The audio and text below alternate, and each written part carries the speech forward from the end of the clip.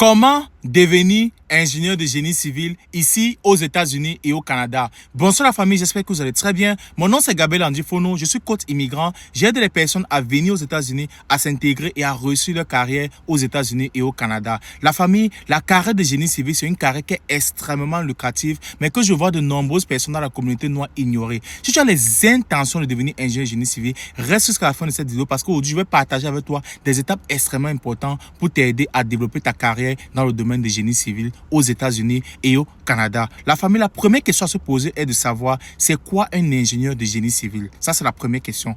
Un ingénieur de génie civil, c'est quelqu'un qui fait ce qu'on appelle la planification. C'est quelqu'un qui conçoit, c'est quelqu'un qui planifie et c'est quelqu'un qui supervise les constructions comme par exemple les bâtiments, les routes, les ponts et aussi les barrages hydroélectriques et d'autres ouvrages. La famille, la réalité, c'est qu'un ingénieur de génie civil, c'est celui-là qui est au cœur de tout ce qui existe dans la famille. C'est pour ça qu'on dit que le bon Dieu est d'abord un ingénieur de génie civil parce que tout ce qui existe dans la nature a été conçu de façon bien planifiée. En tout cas, la famille, restez jusqu'à la fin de cette vidéo parce qu'aujourd'hui, je veux partager avec vous 5 étapes extrêmement importantes pour devenir ingénieur de génie civil ici aux États-Unis. Et partagez massivement cette vidéo sur Facebook, sur YouTube et sur TikTok. La famille, la première étape ici, c'est la formation.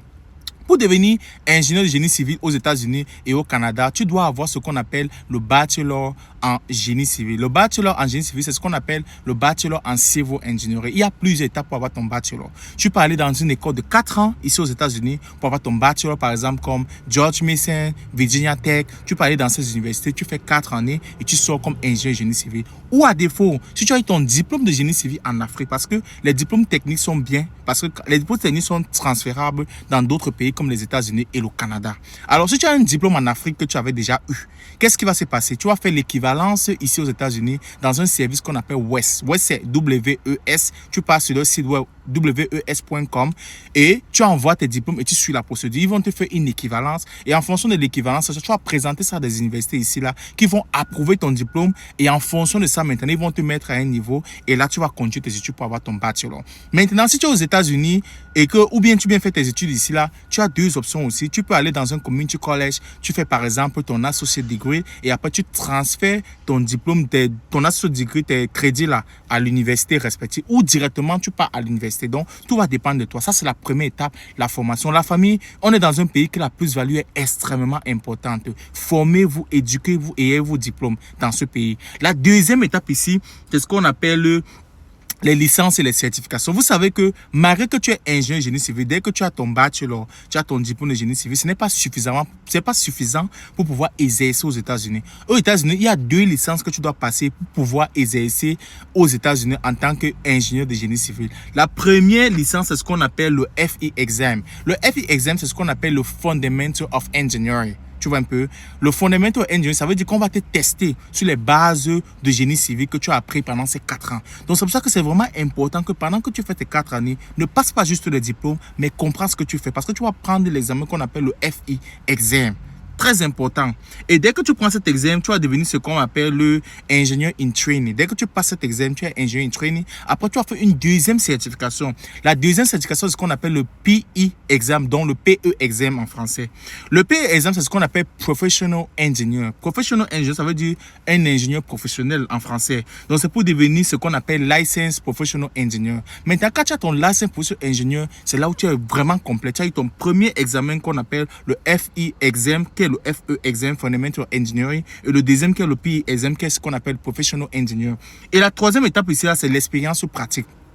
Une fois que tu as ton diplôme et une fois que tu as tes licences, tu pars dans la troisième étape. Maintenant, tu vas chercher à avoir ton expérience professionnelle dans les entreprises.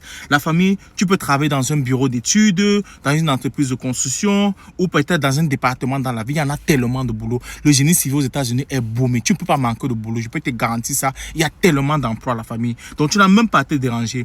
Et dans la troisième étape, c'est que tu vas apprendre à gérer les projets, à utiliser les logiciels comme, par exemple, AutoCAD, les logiciels comme Robot, les logiciels comme Revit. C'est pour ça que je te recommande que pendant que tu fais tes études, cherche à apprendre ces logiciels-là, cherche à concevoir des projets avec ces logiciels-là. C'est très important, surtout si tu es aux États-Unis ou au Canada.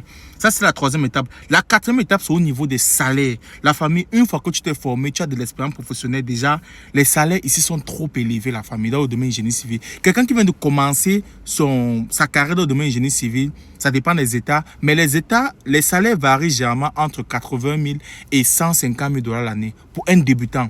Les statistiques que je vous donne là, je prends ça dans le site du gouvernement qu'on appelle Bureau Labor Statistics. Tu vois un peu, c'est le bls.gov. Tu peux aller, tu regardes les carrières de génie civil par État.